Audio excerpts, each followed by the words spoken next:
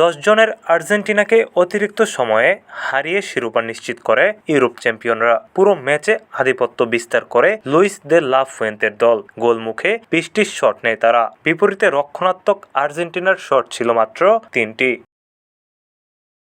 দ্বিতীয়ার্ধে বদলি হিসাবে নেমে দ্রুতই প্রভাব রাখেন উইলিয়ামস।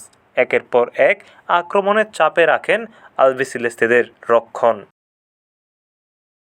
24 বছর বয়সী এই তারকা ম্যাচ শেষে উচ্ছ্বাস ধরে রাখতে পারেনি। শেষ 16য় বিদায় নেওয়া ব্রাজিলের নাম্বার 10 নেইমারকে উৎসর্গ করেন ফুটবলের সবচেয়ে বড় শিরোপা। কাজে টিভিকে উইলিয়ামস বলেন, এটাই তার কাছে সবচেয়ে সুন্দর মুহূর্ত। নেইমারকে নিজের আইডল উল্লেখ করে তিনি বলেন, নেইমার যেন খেলাটি দেখে থাকেন, আর এই জয় তার জন্য।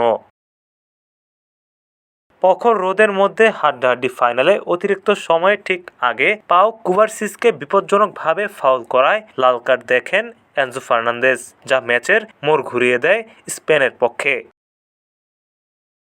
অতিরিক্ত সময়ের দ্বিতীয়ার্ধের শুরুতেই কাঙ্ক্ষিত গোলের দেখা পায় স্পেন। প্রান্ত দিয়ে উঠে হেডে বল বাড়ান উইলিয়ামস, আর সেই বল জালে জড়ান সাবেক ম্যানচেস্টার সিটি ফরোয়ার্ড ফোরান তেরেস।